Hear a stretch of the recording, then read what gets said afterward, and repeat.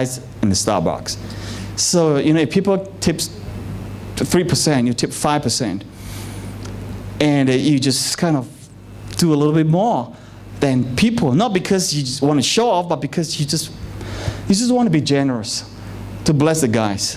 And after a while, they say, hey, this guy is different. There's something different about him. You see, he didn't even need to bring out Christ with him. He is the one, the guy, the Starbucks staff is the one who asked him, what do you do, sir?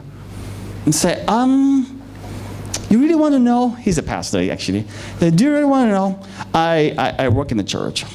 I'm a pastor. A lot of times it freaks people out that, they don't want to hang out with pastors because they have the wrong idea of the pastors, Some of them are hypocrites anyway. So some of them like hanging in cloud nine. So they are holy people. You can touch them. So this guy this pastor is trying so hard to engage with the common people. You give tips 3, I give 5. After a while, he didn't bring up Jesus at all. You see how his evangelism is? He did not have to he did not invite him to church. No. He didn't come to Hope Church, come to church. He didn't do any of this. He just gave a little bit more, 5. He just talk, And after a few more times, the guy's asking, he's getting curious. What do you do, sir? I'm a pastor. Oh, what church is that? Oh, the church down the road over there, So they say, you're a pastor. You're not too bad after all. You give 5%, all the times. You come and see me and, kind of have a rapport, have a relationship now. So just talk, just be friends. He never invited us. Eventually, after a few more times, I'll say, so what do you believe about Jesus? Do you think Jesus is real? And, what do you people in church think about Jesus? Is he, you guys are so intolerant. You think you're the only guy to go to heaven, right? So he talks, naturally engaging.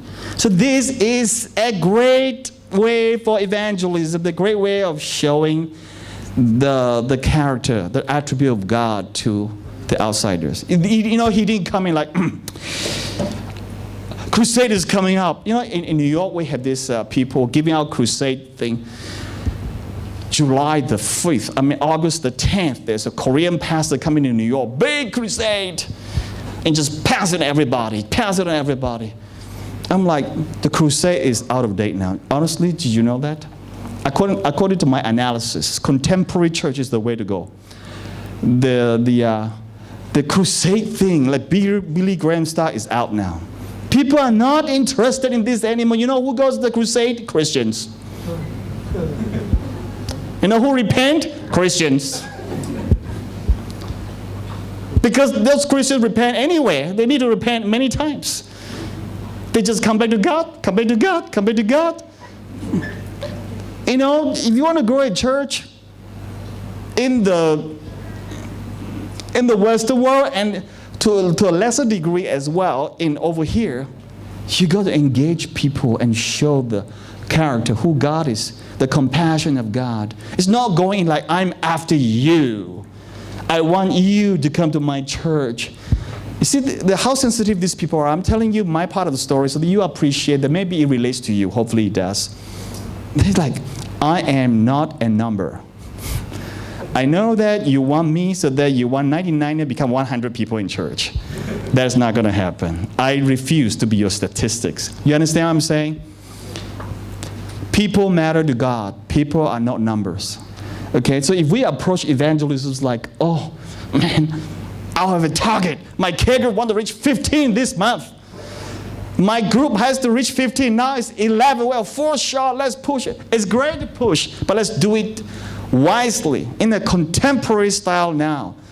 Don't go as like driven. What do I do? Let's go back to campus, UMS campus. Let's walk down the door, knock every door. Are you available tonight? We have small group Bible study available. Come on, people are not interested in this.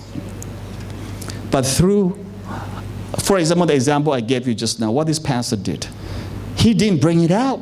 It's the other guy who brought it out. You see, you bring Jesus out that way. The beauty of God chosen A lot of times, it's because of understanding. We don't have understanding, we do the wrong things.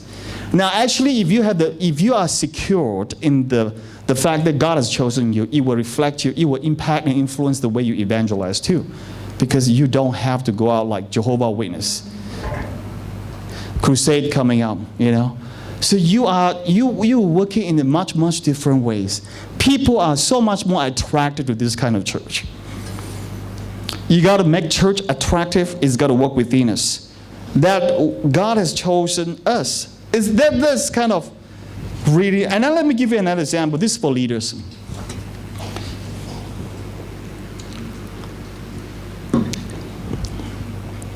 You don't just study to preach. You just don't study to preach. But you engage God in your life. You know what?